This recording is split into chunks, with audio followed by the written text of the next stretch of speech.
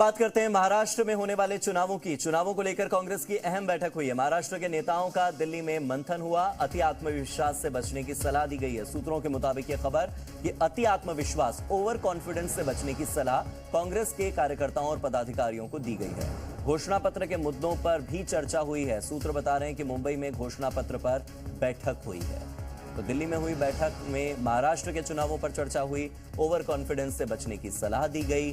घोषणा पत्र के मुद्दों पर बात हुई कि किन किन मुद्दों को घोषणा पत्र में शामिल करना चाहिए जो कि महाराष्ट्र की जनता को लुभाएंगे और कांग्रेस के पक्ष में माहौल बनाएंगे।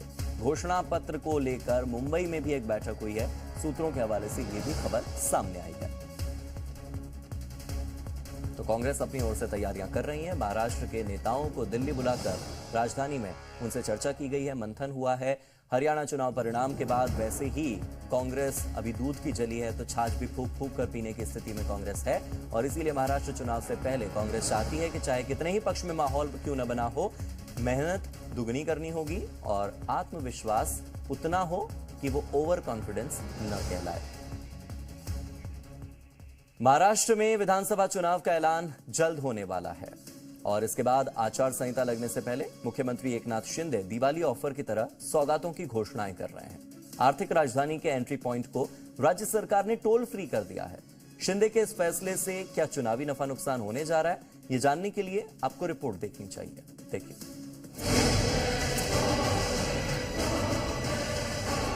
टोल नाके पर लहराता शिवसेना का भगवा झंडा। मुंबई में बेरोक टोक दाखिल होती गाड़ियां। ये तस्वीरें मुंबई के मुलुंड की है, जो देश की आर्थिक राजधानी के 5वें प्रवेश द्वार में से एक है। कल देर रात शिंदे कैबिनेट ने इस टोल नाके समेत मुंबई एंट्री पॉइंट के 5 टोल नाकों को लेकर बड़ा फैसला किया, जिसके तहत इन नाकों पर छोटी गाड़ियों की आवाजाही फ्री कर दी गई है। हम देने वाली सरकार है, हमारी देना बैंक है, उनकी लेना बैंक है।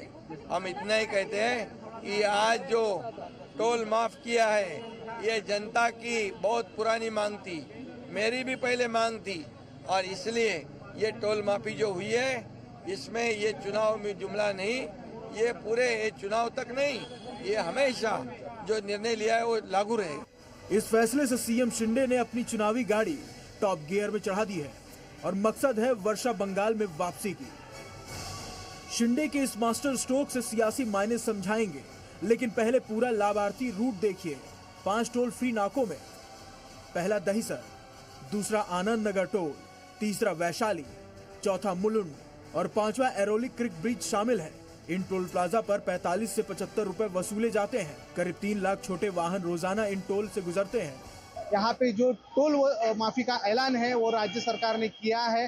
हालांकि अभी वाहन चालक तो इसके बारे में, ये निर्णय के बारे में खुश है, लेकिन ये जो निर्णय है आगे भी पूरी तरह से लागू होना चाहिए, ऐसी जो भावना है ये वाहन चालक बता रहे हैं। हालांकि राज्य सरकार ने जो ऐलान किया है कि मुंबई के जो एंट्री पॉइंट्स है वहाँ पे टोल माफी की जाने वाली है। आज रात 12 बजे के बाद ये जो नियम है, ये जो निर्णय है वो लागू होगा। यानी लाभार्थियों की संख्या काफी है। एनडीए सरकार इस फैसले को मास्टर स्ट्रोक बता रही है और इस फैसले से चुनाव में वोट कैश होने की उम्मीद जता रही है। वहीं विपक्षी पार्टियां शिंदे सरकार के टोल फ्री वाले फैसले को जुमला बता रही है। आज सरकार ने जो लाइट व्हीकल्स है उनका टोल में रात 12 बजे से छूट देने का निर्णय सरकार ने किया है। जो लोगों का लाइन में लगना, पास निकालना, इसके लिए जो वक्त जाता था उनके समय की बचत होगी।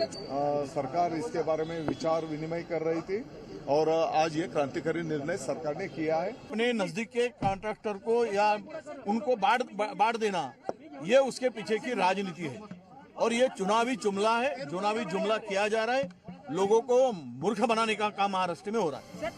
विपक्ष के आरोपों से बेफिक्र शिंदे सियासी डेथ ओवर में धुआंधार बैटिंग कर रहे हैं।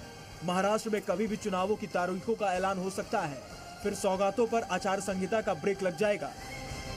2 दिन पहले ही सीएम शिंदे ने आधी रात को घाटकोपर में पुल का उद्घाटन किया। एमपी की तर्ज पर महाराष्ट्र में लाडली बहन योजना की शुरुआत की, जिसमें हर महीने 1500 रुपए दिए जा रहे हैं। साफ है कि महाराष्ट्र में सत्ता वापसी के लिए दिन रात एक किया जा रहा है और शिंदे फडणवीस जीत का रोड मैप तैयार कर रहे हैं। तो दिल्ली में आज बीजेपी ने महाराष्ट्र चुनाव को लेकर बड़ी बैठक की, जिसमें गृह मंत्री अमित शाह, बीजेपी अध्यक्ष जेपी नड्डा और महाराष्ट्र के बीजेपी के सभी बड़े नेता मौजूद रहे। हरियाणा चुनाव के बाद से बीजेपी के हौसले बुलंद हैं, तो कांग्रेस भी हरियाणा में जख्मों को महाराष्ट्र में भरने की तैयारी में है। कांग्रेस अध्यक्ष मल्लिकार्जुन खड़गे के घर महाराष्ट्र कांग्रेस के नेताओं की हाजिरी लगी। जाहिर है कि तैयारी दोनों तरफ से जोरदार है और अब इंतजार है उस तारीख का जब जनता जनार्दन महाराष्ट्र की सियासी किस्मत ईवीएम में कैद करेगी। अमोल पेडनेकर के साथ जी मीडिया, मुंबई।